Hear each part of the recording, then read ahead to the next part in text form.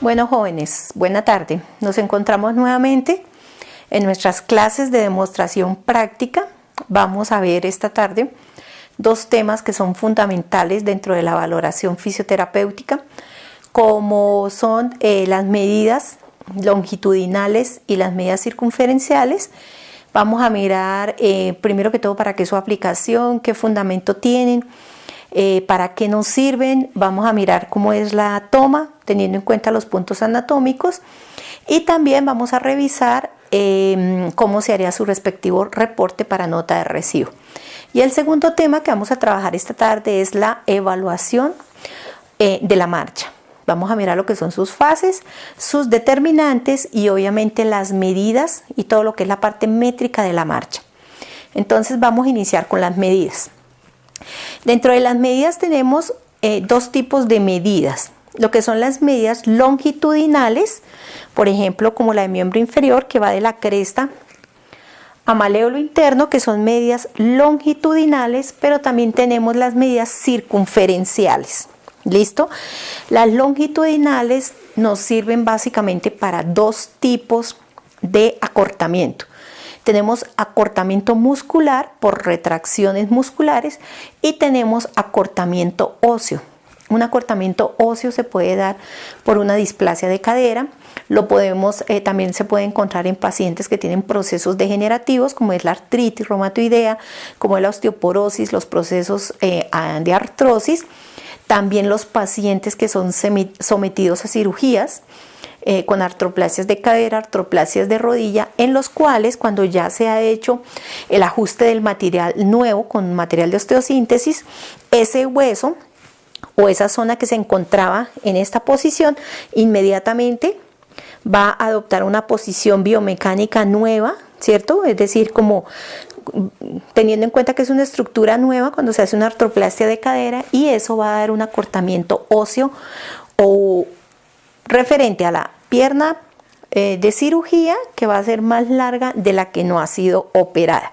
Entonces la que no ha sido operada va a presentar un acortamiento óseo. Las medidas siempre deben ser bilaterales, deben ser comparativas. De lo contrario, no tenemos un parámetro con qué decir si mi paciente tiene un edema, si mi paciente tiene un proceso de atrofia o si mi paciente tiene algún tipo de acortamiento. Entonces, con relación a las medidas longitudinales, tenemos medidas para miembro superior y medidas para miembro inferior. Al igual que tenemos medidas totales, como las que vamos a ver a continuación, pero también tenemos unas segmentarias, que también vamos a ver en qué casos se utilizan. Con relación a las medidas totales, tenemos medidas reales y medidas aparentes. Las medidas reales son las que denotan acortamiento óseo, mientras tanto que la medida aparente es la que va a mostrar acortamiento muscular. La medida real de miembro superior está dada como puntos anatómicos que ustedes deben tener en cuenta para marcar en un paciente. Tenemos lo que es el acromión, tenemos lo que es aquí el olecrano lateral, en este caso, o olecrano.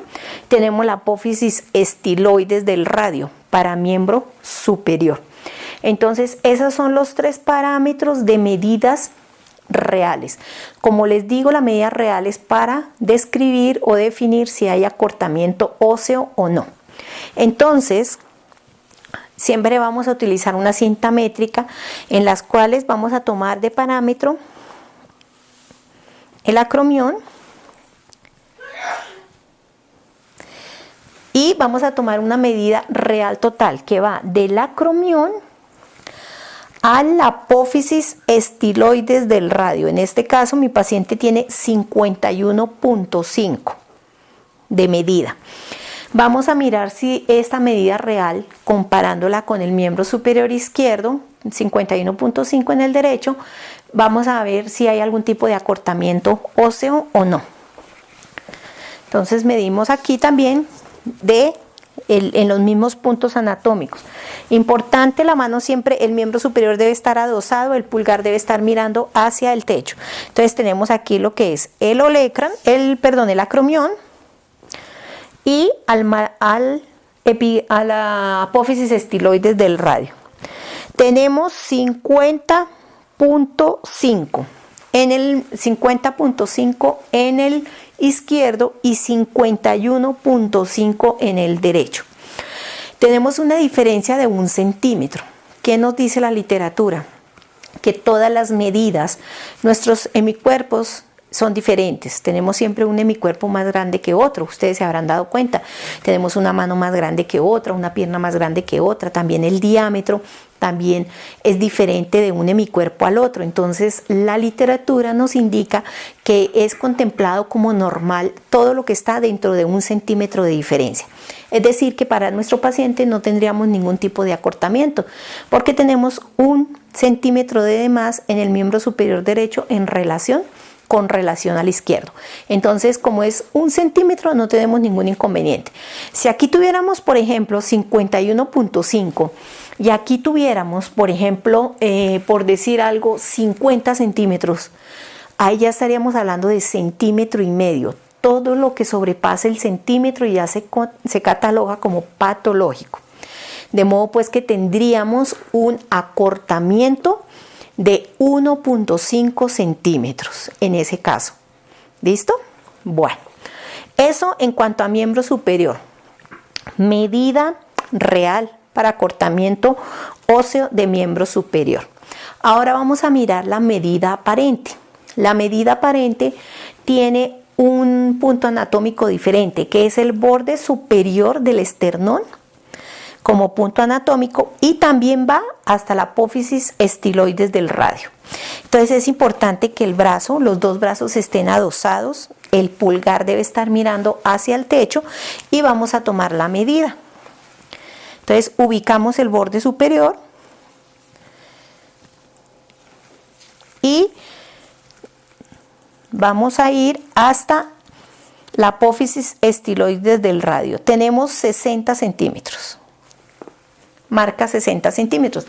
Vamos a mirar el otro miembro superior. Tenemos 59.5. 59.5, miren. Es decir, que tenemos una diferencia de 0.5 milímetros. Por lo tanto, está por debajo del centímetro que nos indica la literatura, luego se encuentra normal. Esa es la medida aparente. Las medidas aparentes son para acortamiento muscular o retracciones musculares. Estas son las dos que acabamos de ver, tanto la real como la aparente, son medidas totales. ¿Qué quiere decir? Que va todo el segmento superior medido.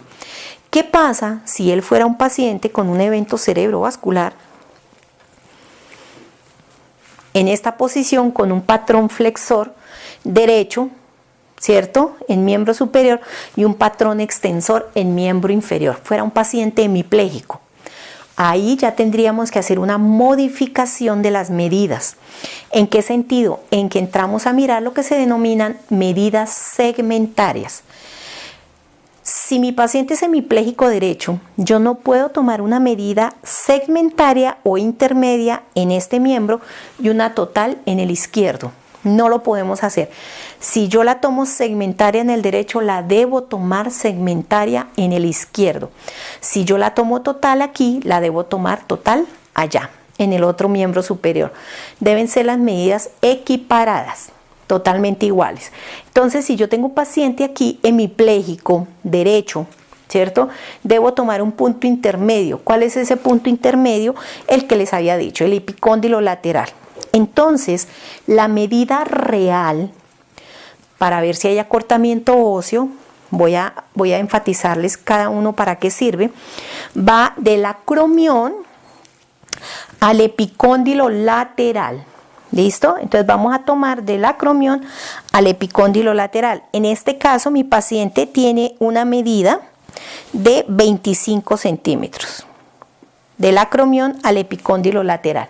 25 centímetros. Voy a mirar si el otro segmento, acuérdense que este no es el hemipléjico. No es. Entonces, ¿qué voy a hacer? Voy a marcar el epicóndilo lateral y voy a tomar exactamente los mismos dos puntos anatómicos. Del acromión al epicóndilo lateral. Tiene 26 centímetros. Aquí tendríamos 25 y aquí tendríamos 26 centímetros. Vamos a revisar aquí nuevamente.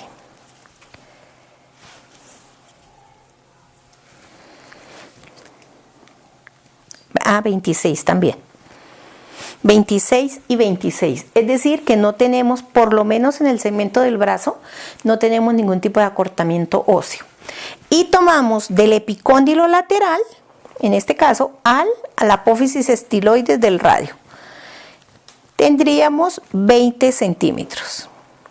Aquí no lo muevo porque estoy asumiendo que es un paciente hemipléjico, pero ya tengo marcado aquí apófisis estiloides del radio y aquí ustedes observan la marca que se ha hecho del epicóndilo lateral. Tiene 20 centímetros. ¿Listo? Vamos a revisar el otro segmento. ¿Qué medida es la que tiene? Entonces miramos de epicóndilo lateral a apófisis estiloides del radio. Fíjense que aquí tenemos lo siguiente, debemos ubicar en el mismo segmento, en la misma altura que tiene mi paciente. Y tenemos 20 centímetros, es decir que no tendríamos ninguna diferenciación entre los dos. Por lo tanto, no tenemos acortamiento óseo, que fue lo mismo que tomamos al comienzo. Ya tomamos, una cosa importante aquí es que cuando se toman medidas segmentarias, es decir, que voy a trabajar, vamos a estirar aquí, que voy a trabajar de acromión a epicóndilo lateral y de epicóndilo lateral a apófisis estiloides del radio, no se suman nunca las medidas, no son para sumar. Yo debo hacer un reporte de medida segmentaria de brazo y medida segmentaria de antebrazo por separado, pero esta medida que da aquí nunca se suma con esta para dar una medida total. Es importante que tengan presente eso porque es un error que suele a veces cometer el estudiante de sumar estas dos medidas y reportar una total. No, las segmentarias son, su nombre lo dice, por segmentos. Eso en cuanto a las medidas segmentarias totales. ¿Qué pasa con las medidas segmentarias reales? Perdón, ¿qué pasa con las medidas segmentarias no reales, ¿cierto? O aparentes. Entonces, los puntos son los mismos. Voy a ubicar a mi paciente en este punto. El borde superior del esternón, de la escotilla, va hasta el epicóndilo lateral, tenemos 42 centímetros. Y luego va de epicóndilo lateral a apófisis estiloides del radio, 25 centímetros. ¿Listo? Entonces tomamos lo mismo del borde del esternón a epicóndilo lateral. ¿Qué pasa? Aquí pues tenemos un paciente masculino, no hay dificultad, pero ¿qué pasa en un paciente femenino por la glándula mamaria? Es importante, nos expresa la literatura, que debemos, ¿cierto? Aquí tendríamos la glándula mamaria, debemos darnos cuenta por dónde se toma la medida. Si la vamos a tomar sobre la glándula, si la vamos a tomar lateral a la glándula. Lo importante es que la medida para los dos lados sea exactamente igual. Como les digo, pues ahorita tenemos un caballero, luego no tenemos dificultad con glándula mamaria. Aquí se toma. Tenemos el ángulo superior y tenemos 42 centímetros de medida. Igualmente lo hacemos. Estamos tomando medida aparente segmentaria. Igualmente ubico acá el borde superior y voy para epicóndilo lateral, 42 centímetros. Exactamente igual, o sea, hasta el momento no hemos encontrado ningún tipo de acortamiento, ni óseo, ni ningún tipo de acortamiento muscular. Aquí tenemos lo que son las medidas y bueno, la medida del antebrazo es exactamente igual, que va del epicóndilo lateral, aquí está, del epicóndilo lateral, que tiene 25, ¿cierto? A la apófisis estiloides del radio. Esta medida es exactamente igual. Ustedes van a hacer el reporte por separado. Vuelvo y les reitero que no se deben sumar en ningún momento las dos. Hasta aquí tenemos las medidas longitudinales, tanto totales como medidas segmentarias, reales y aparentes. ¿Qué pasa para miembros inferiores? Vamos a revisar las medidas longitudinales, totales, reales. ¿Listo? ¿Por qué se llama total? Porque tiene un punto de inicio y uno de finalización, pero no tiene un punto intermedio, que ese lo vemos solo en las segmentarias. Para la medida, discúlpeme, ahí está bien. Para la medida total real, que es la que nos va a describir si el paciente tiene algún acortamiento óseo, tomamos como punto de referencia la espina ilíaca antero superior y como medida superior y como medida inferior maléolo interno. Entonces vamos a ubicar aquí nuestro metro y nos vamos para maléolo interno. El paciente, si observan aquí ustedes, tiene 84 centímetros. Y nos vamos para el otro lado.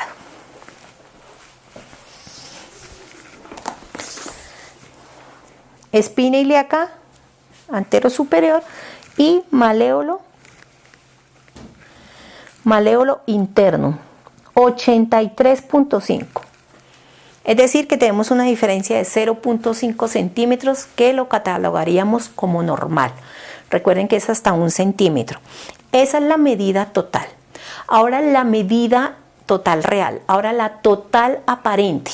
Ya cambia el punto anatómico. Nos vamos para el segundo punto anatómico. Las medidas aparentes parten del ombligo. Entonces tenemos aquí de ombligo a maléolo interno. Estamos hablando de 92.5 centímetros y ahí en el ombligo lo voy a sostener y voy a medir el otro miembro inferior que marca 93 centímetros hasta maléolo interno. 92.5, mírenlo acá, 92.5 y aquí 93 centímetros. Tenemos una diferencia de 0.5 centímetros. En ese caso, vuelvo y reitero, sigue siendo normal. Esa es la medida aparente para mirar acortamiento muscular. ¿Qué pasa si él es un paciente que le hicieron una artroplastia de cadera? Es decir, un reemplazo de cadera. Supongamos que el paciente se cayó, se fracturó y le hicieron ya su reemplazo total de cadera. En ese caso, en los casos de procesos degenerativos o procesos quirúrgicos se deben hacer medidas segmentarias. Para eso marcamos borde superior de patela, que es ubicar en la misma posición en la que está el paciente en relajación, ubico el borde superior y lo marco. Borde superior de patela. Para esta medida solo necesitamos el borde superior de patela. Después les indico para qué son las otras dos medidas. Y vamos a hacer la medida real segmentaria. Entonces, real segmentaria va de espina ilíaca, antero superior al borde superior de patela.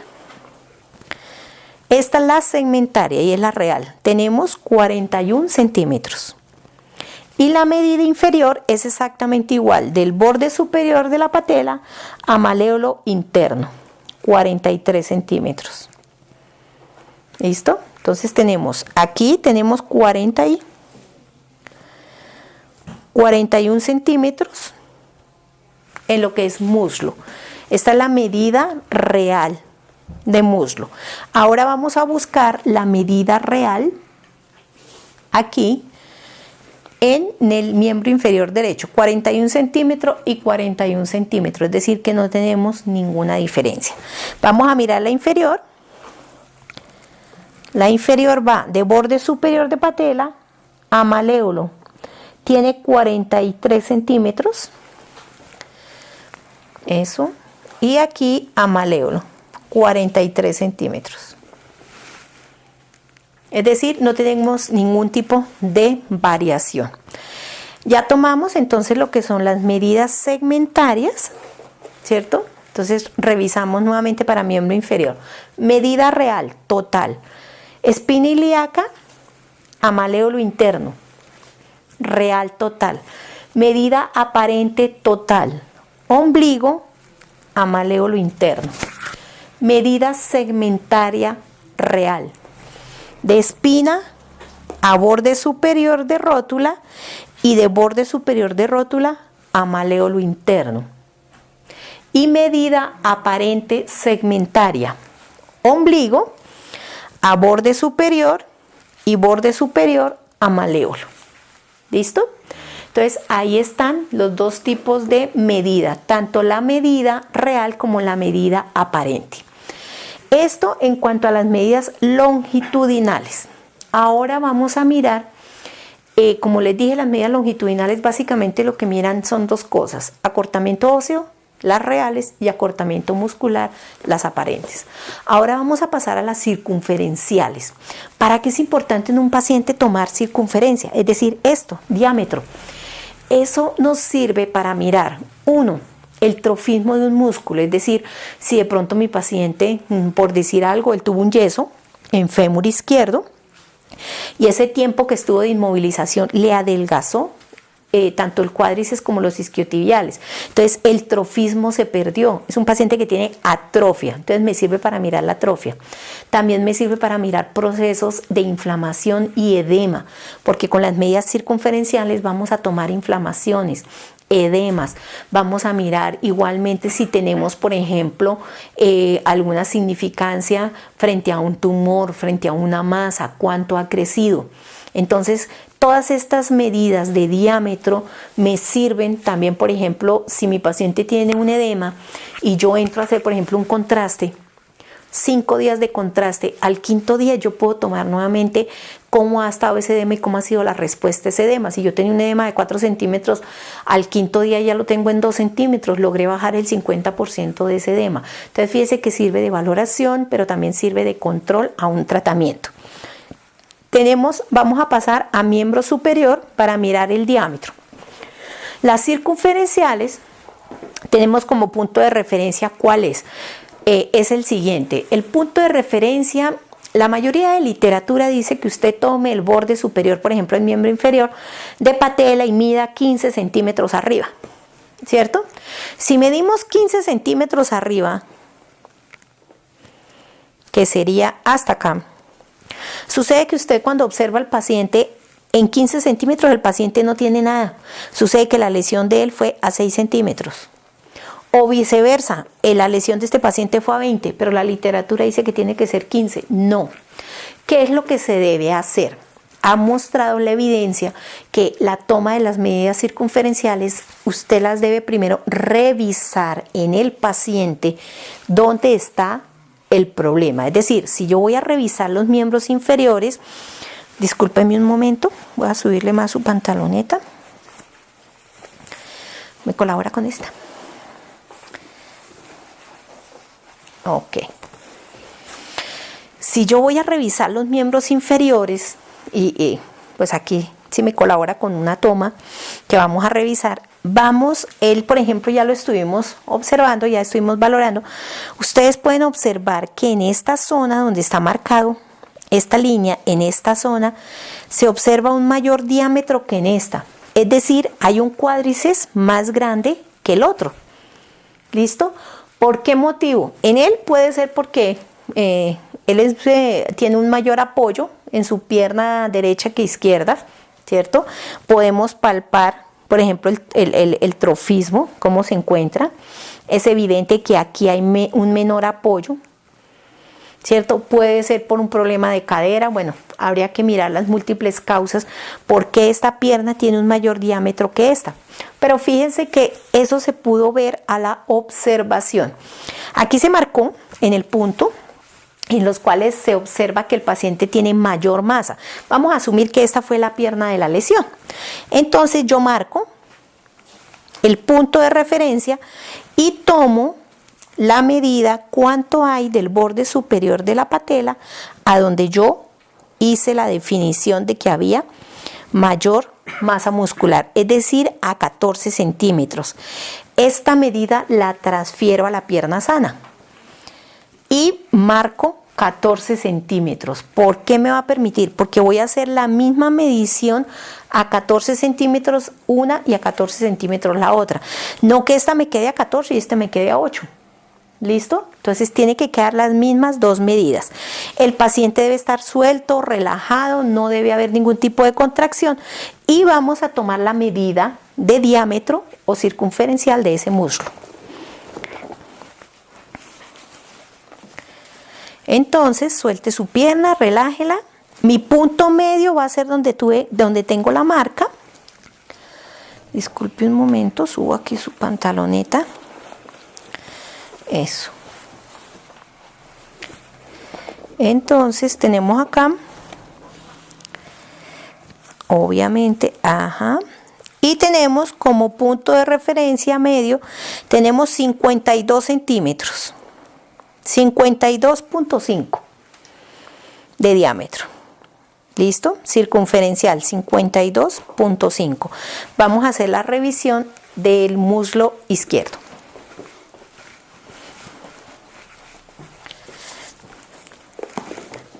Levante su pierna, por favor.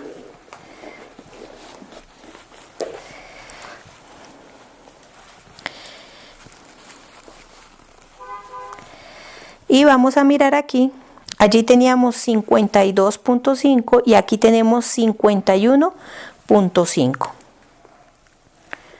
No, 51 centímetros. Es decir, que esta pierna tiene 51, esta tiene 52.5. ¿Qué estamos observando ahí? Hay 1.5 centímetros de diferencia. Lo que me indica que esta pierna, vamos a suponer que esta fue la lesionada, tiene un edema de 1.5 centímetros en el muslo derecho en comparación con el izquierdo. ¿Listo? Ahora, si estuviéramos viendo atrofia muscular, porque esta es la pierna que se lesionó, podíamos describir en la historia clínica que el paciente tiene una atrofia muscular en muslo izquierdo de 1.5 centímetros frente al derecho. Entonces fíjese que en este caso, como él no es paciente como tal, no tiene ningún tipo de lesión, podemos utilizar a favor las dos cosas. Si vamos a mirar aquí edema, lo vamos a reportar como 1.5 centímetros de edema en el muslo derecho. Pero si queremos mirar que no, que el izquierdo fue la lesión y por eso tiene atrofia, entonces reportamos 1.5 centímetros de atrofia en el muslo izquierdo. Fíjese cómo fue que se hizo. Primero hicimos una inspección a ojo, miramos la zona lesionada, buscamos cuál era la zona de mayor volumen, luego tomamos la medida, traspasamos la misma medida al otro segmento y ahí sí tomamos la medida circunferencial. Ahora vamos a mirar otra aplicación que tienen las medidas circunferenciales, como es a nivel articular. Por ejemplo, en rodilla tenemos tres medidas claves: el borde superior de la rótula, el borde inferior de la rótula, y marcamos estos dos puntos, que son los de la patela del paciente. Y medimos, en este caso, mi paciente presentó 10 centímetros y medimos una línea media o intermedia a 5 centímetros.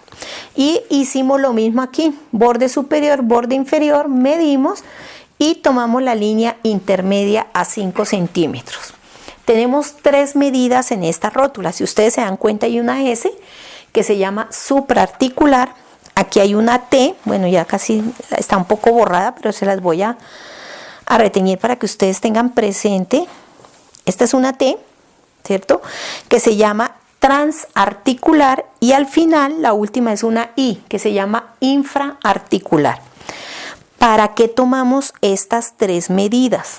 Las tomamos en el caso de que haya inflamación o edema en una rodilla, por una lesión de ligamentos, de meniscos, por un trauma, por una luxación de rodilla. Tomamos las tres medidas y se deben tomar completas. ¿De qué forma? De la siguiente forma. Baje su pierna, por favor, descánsela. Vamos a tomar la medida supra, todas por la misma línea. A nivel supra tiene 41 centímetros. Mírelo acá. Me eché el otro borde, mírelo aquí. Tiene 40, perdón, no es 41, 40 centímetros. En supra, vamos a tomar las medidas y las vamos a escribir aquí. 40.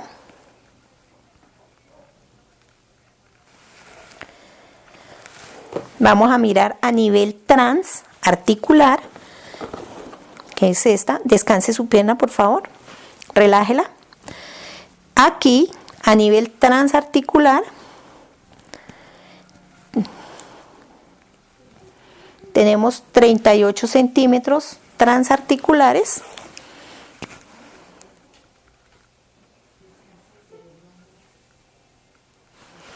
Las escribo es para poder ahorita tomar la otra medida de la pierna.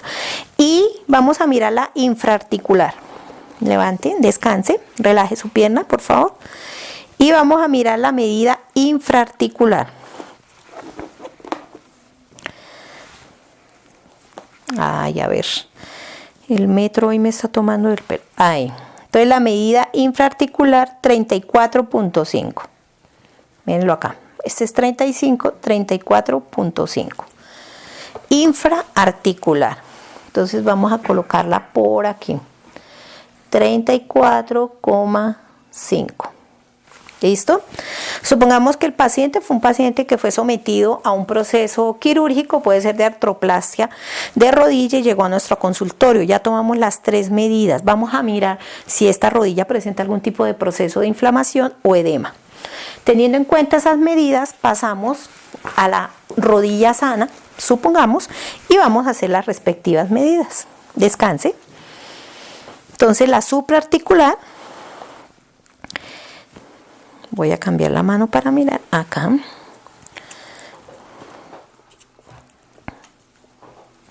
Entonces en supraarticular tenemos 40.5. Entonces vamos a marcar para ahorita hacer una comparación de las 3 medidas. 40,5.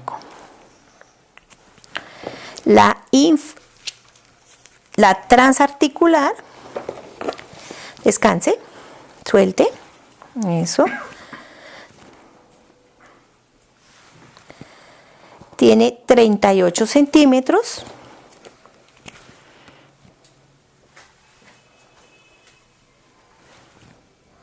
Y la infraarticular, descanse, por favor, suelte su pierna, relaje.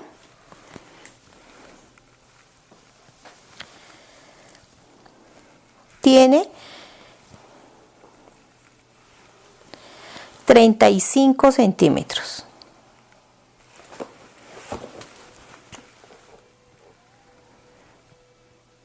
Entonces vamos a hacer una comparación. Entonces tenemos aquí 40, aquí tenemos 40.5, es decir, que no tiene ningún tipo de inflamación. Recuerde que es 1 centímetro arriba lo que tenemos que tener en cuenta para reportar que se encuentra alterado. En la transarticular tenemos 38, mire, transarticular derecha 38, y tenemos en la infraarticular 34.5, infraarticular 35. Quiere decir que ninguna de las 2 rodillas presenta ningún tipo de inflamación ni edema. Se encuentra dentro de los parámetros normales. Como les digo, pues obviamente es un paciente que no tiene ningún tipo de patología. ¿Qué pasa si mi paciente tiene una lesión en gastronemios o estoy mirando que tuvo una fractura tibioperonea? Entonces ustedes deben hacer el mismo proceso. Van a la observación a mirar la masa muscular de los 2 gastronemios, donde usted observa que hay mayor volumen, si es que busca edema, o usted observa donde hay la pierna que está lesionada más comprometida y pérdida de masa muscular, usted la ve más delgada, ahí va a trazar una raya. Vamos a hacer el ejercicio aquí en él. Entonces, por favor, cerramos aquí un poquito. Listo. Es evidente que tiene, discúlpeme, es evidente que esta masa muscular se ve más voluminosa que esta. Es decir, hay mayor volumen de masa aquí. ¿En qué parte exactamente? Acá en esta línea. En esta línea se ve mayor masa muscular. Vamos a revisar si sí o no. Entonces, el parámetro que tomamos es el borde inferior de la patela hasta ahí. Tiene 10 centímetros, miren. De modo pues que esos mismos 10 centímetros los vamos a trasladar a la otra pierna para hacer la medición exacta.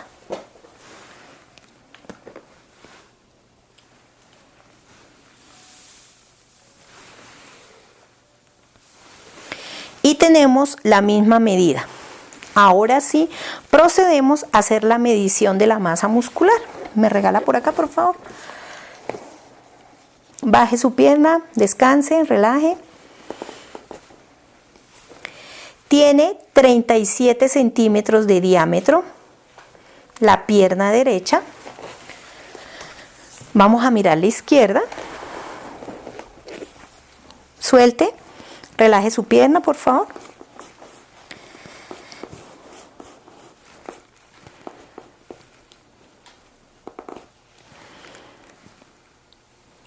Tiene 36.5.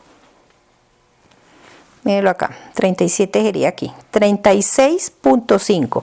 Es decir que tenemos una diferencia de 0.5 centímetros de diámetro de este gastronemio o de esta pierna con relación a esta, que dentro de los parámetros que contempla la literatura está totalmente normal. O sea, no tenemos ningún tipo de alteración.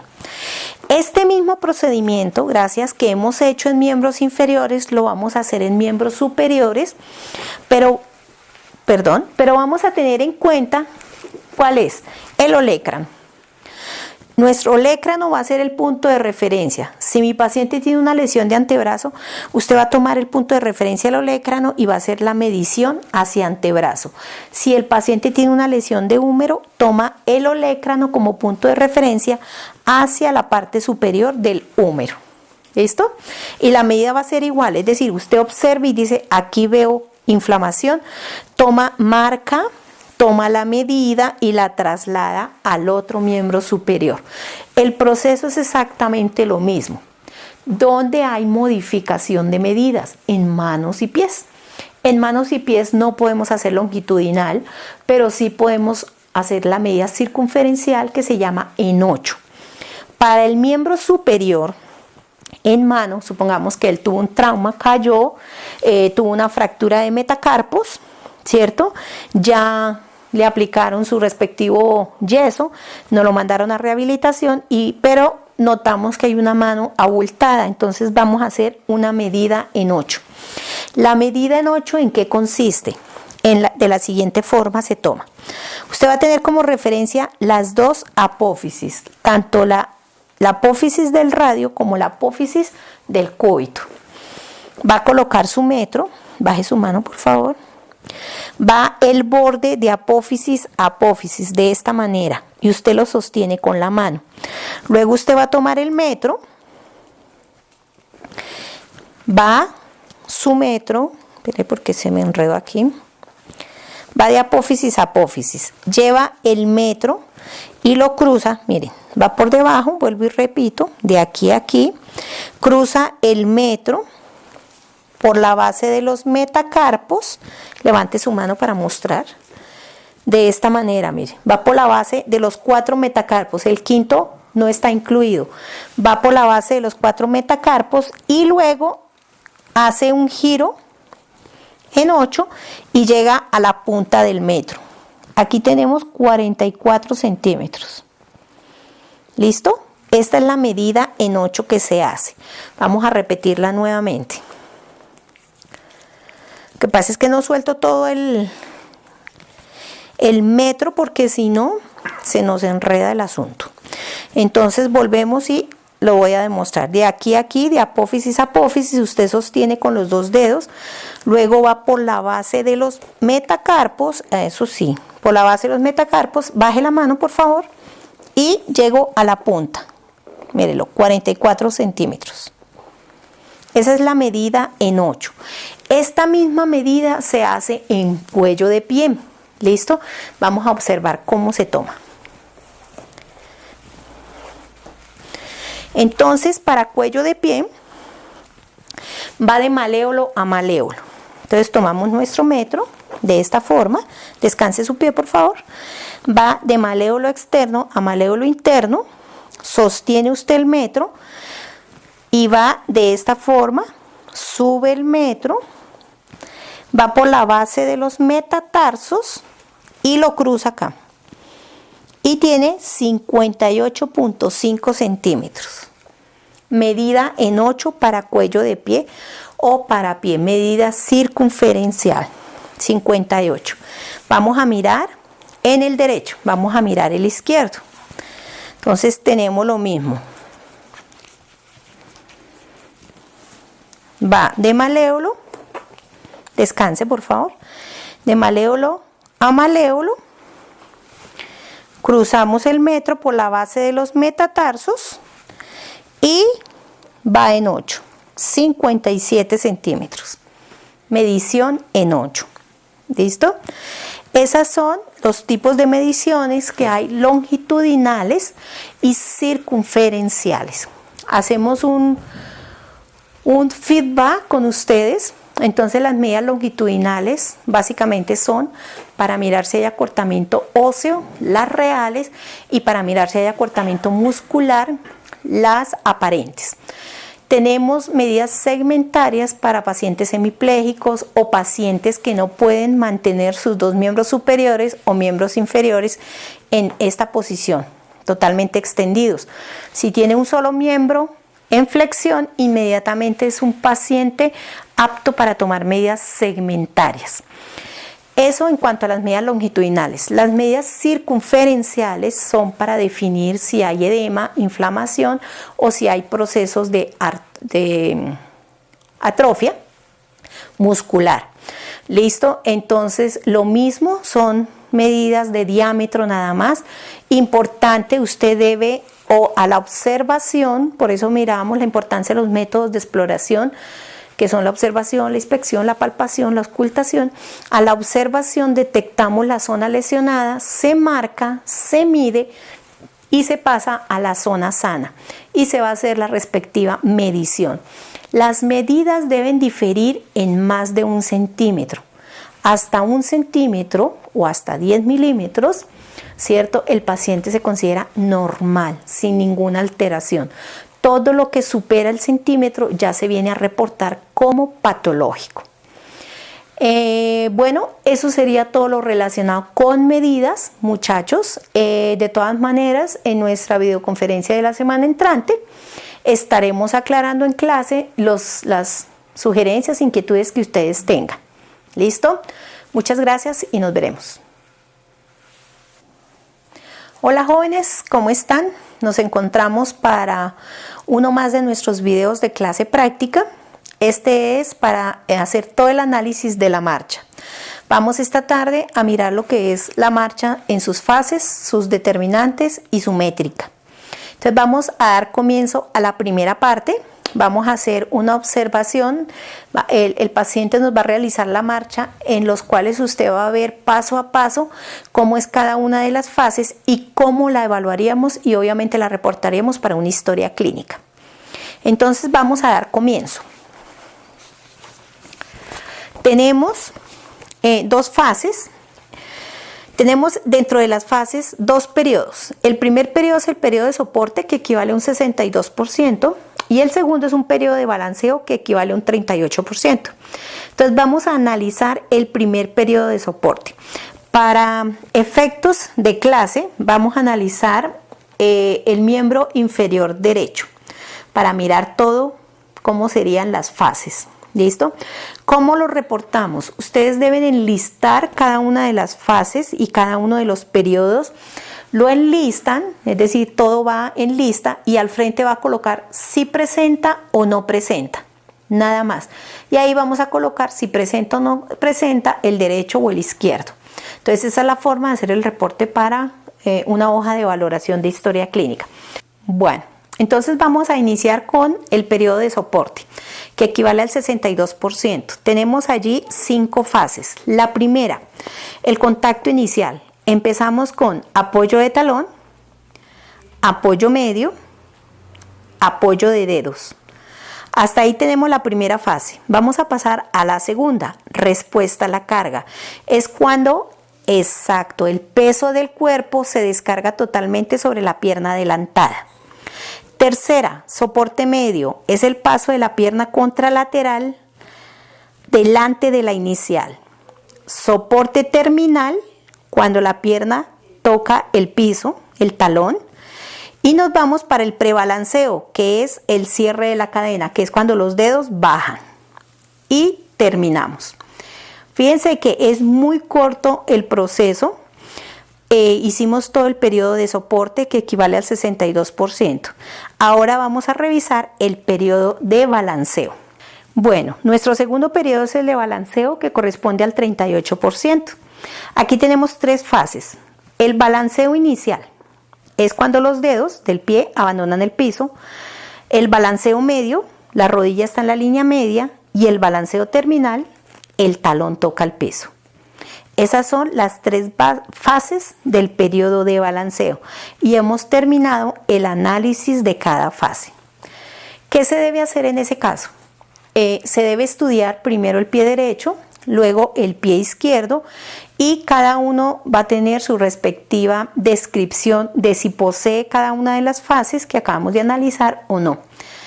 Yo les recomiendo que lo hagan primero un miembro inferior y luego el otro, ya que cuando no tiene uno demasiada habilidad y destreza, pues tiende a confundirse y a no ver nada. Entonces, lo recomendado es que usted se tome el tiempo, unos minutos, grabe al paciente su marcha y después se siente y lo haga con calma el análisis de cada uno de sus miembros inferiores. Ahora vamos a pasar al análisis de las determinantes. Para las determinantes tenemos primero lo que es el balanceo de brazos. Entonces vamos a mirar nuestro paciente. Vamos, camine por favor. Como comúnmente usted lo hace en la calle. Muy bien, devuélvase. Y lo va a hacer por varias veces. Y vamos a mirar el balanceo de brazos. Observamos que hay un balanceo de brazos bilateral, tanto el derecho como el izquierdo, y el movimiento no es mayor el uno del otro. La segunda determinante, discriminación de cinturas. Dentro de la discriminación de cinturas vamos a analizar tanto la cintura escapular como la cintura pélvica. Observamos que hay mínima rotación de cintura escapular. No es marcada, pero no hay ningún tipo de rotación en cintura pélvica. No miramos como esa discriminación que solemos tener. Es muy común en los hombres, de por sí. Nosotras las mujeres siempre solemos tener una marcha más armónica. Ellos son mucho más militar, tipo militar. Entonces esta discriminación casi no la encontramos en los hombres. La tercera es la flexión de rodillas. Nos vamos a concentrar en la flexión de las rodillas para mirar si encontramos una flexión mayor en algún miembro inferior.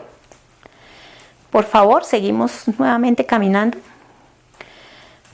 Aquí observamos que hay una flexión pareja, tanto de la rodilla derecha como la rodilla izquierda. No encontramos que haya alguna flexión que sea mayor que la otra. Con relación a la flexión de cadera, ¿qué es importante mirar en la flexión de cadera? Es qué tanto se eleva el muslo. Por eso es importante poderla analizar de frente al paciente. Ahorita cuando venga de regreso, vamos nuevamente y miramos la elevación del muslo. Se ve que es simétrica la elevación de los dos muslos, es decir, no tenemos mayor flexión de un segmento que de otro. Tenemos una flexión simétrica de cadera. Hasta ahí hemos analizado las 4 principales determinantes de la marcha.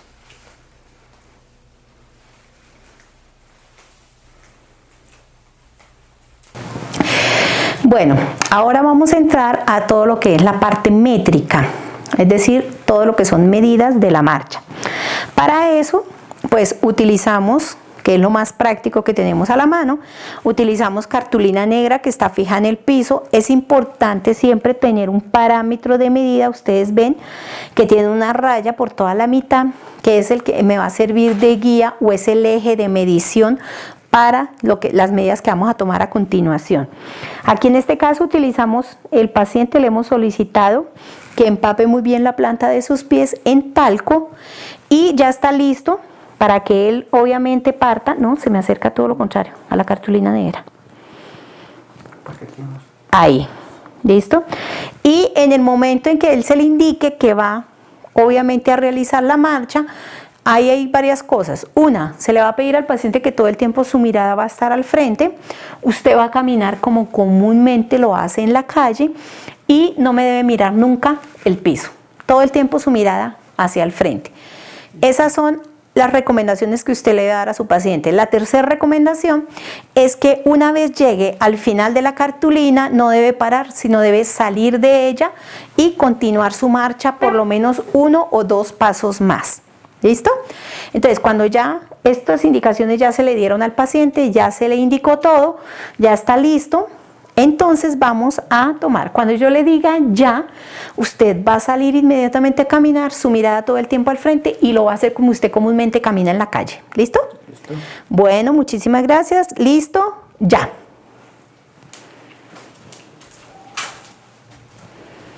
Ok, muy bien. Aquí ustedes observan, el paciente acaba de dejar sus huellas, que es lo que necesitamos hacer medición, y ya vamos a pasar cómo se hace la primera medición. Bueno, entonces aquí ya tenemos lo que son las huellas de nuestro paciente, ¿cierto?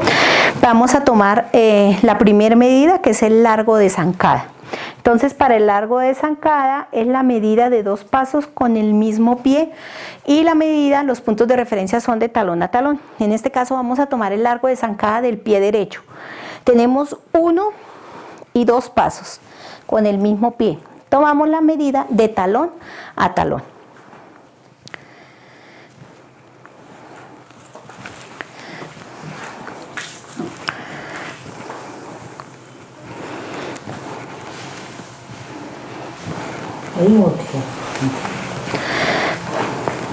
No, por el blanco. Entonces tenemos del talón donde está la marca. Hasta aquí tenemos 1,50 y de aquí de talón tenemos 31 centímetros. O sea que tiene un largo de zancada de 1,81. Largo de zancada derecho de 1,81 m. ¿Listo? Y hacemos la misma medida con el largo de zancada del pie izquierdo. Pasamos a la segunda medida, que es la longitud de paso. Nosotros comúnmente tenemos una longitud de paso que difiere de mi paso derecho a mi paso izquierdo.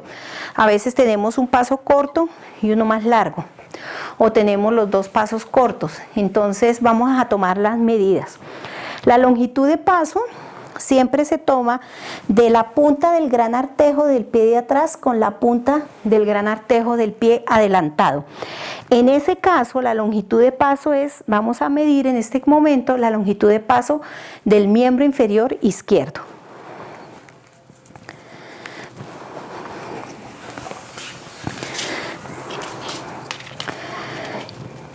Tiene una longitud de paso de 47 centímetros. El izquierdo. Y vamos a mirar el derecho de 50 centímetros. Es decir, que la longitud de paso del miembro inferior derecho es más amplia. 50 y 47 centímetros. Ahora vamos a pasar a tomar la medida del ángulo de paso. Para el ángulo de paso es indispensable que usted tenga pues un color blanco para poder señalar y su goniómetro a la mano. Tomamos 2 puntos de referencia. El punto medio de talón, que usted lo ve aquí, y una línea, el segundo punto de referencia es una línea imaginaria entre el segundo y tercer dedo. Estos son los 2 puntos de referencia que usted va a tomar. Toma la medida que hay entre el talón medio y la raya blanca de la cinta y la proyecta hacia la parte superior y traza esta línea paralela que ustedes ven aquí. ¿Listo? Y luego, donde estaba la línea entre el segundo y tercer dedo, la lleva hasta el talón y se forma este ángulo. Vamos a revisar los dos ángulos, tanto el ángulo del pie derecho como el ángulo del pie izquierdo, porque anatómicamente y biomecánicamente somos diferentes. Aquí, en el pie izquierdo, usted hace lo mismo. Toma punto medio de talón, toma la medida de allá a aquí, la traslada hacia arriba y proyecta una línea. Y luego, de entre el segundo y tercer dedo, lo une al punto del talón. Cuando ya ha tomado las dos medidas, entonces lo que va a hacer es utilizar su goniómetro de esta manera. Coloca el eje en el talón, su barra fija siguiendo la línea paralela que está cercana a la línea blanca, en este caso a la cinta, y luego abre su goniómetro, está aquí, lo abre hasta encontrar la línea que está entre el segundo y tercer dedo y toma la medida de los grados. En este caso, para el pie derecho, el paciente tiene 13 grados de ángulo de pie derecho. Vamos a mirar el ángulo del pie izquierdo. Entonces lo mismo, coloca aquí la barra fija y mueve la barra móvil. Para pie izquierdo tiene un ángulo de 15 grados. 15 grados para el pie izquierdo, 14 para el pie derecho. ¿Qué es lo normal? Lo normal está entre 5 y máximo 8 grados de angulación. ¿Listo? Eso es lo que hace que cuando el paciente está de pie, pues sus pies están muy abiertos porque tiene una angulación externa bastante amplia. Entonces, ángulo del pie derecho, 14 grados, ángulo del pie izquierdo, 15 grados. Y finalmente vamos allá a la última determinante, que es el ancho de paso. Para el ancho de paso, entonces tomamos dos puntos de referencia. El primer punto de referencia es el centro del gran artejo del pie de atrás, aquí como ustedes lo observan, y el segundo punto de referencia es el talón del pie adelantado. Entonces, ¿qué se hace? Se toma la medida que hay del centro del gran artejo hacia la línea blanca y esa medida se traspasa hacia arriba y se traza una línea paralela. Lo mismo se hace con el talón. ¿Qué medida hay entre el talón y la cinta? Y se traspasa hacia abajo y se toma una medida. Quedan dos líneas paralelas, las cuales van a ser medidas con la cinta métrica. Si me hace el favor. Entonces tenemos un ancho de paso de 14 centímetros. Exactamente. Y con esto hemos terminado. El ancho de paso no es ni derecho ni izquierdo, es un único ancho de paso. Recuerden, del gran artejo de atrás con el talón, punto medio del pie adelantado. Se hace en proyección de las dos líneas y luego se toma el ancho de las dos líneas. Es decir, que este paciente tiene un ancho de paso de 14 centímetros. Muchachos, con esto hemos finalizado todo nuestro contenido, hemos finalizado toda nuestra valoración práctica de paciente en el curso de técnicas y análisis evaluativo. Ya las cosas que nos quedan pendientes las analizaremos y las hablaremos en nuestras clases de videoconferencia. Muchísimas gracias, les agradezco por el tiempo que ustedes se toman para revisar estos videos, para replicarlos nuevamente en sus pacientes y obviamente agradezco al señor paciente que nos colaboró y obviamente agradezco a la persona que todo el tiempo me ha colaborado con las grabaciones. Muchísimas gracias y que estén bien.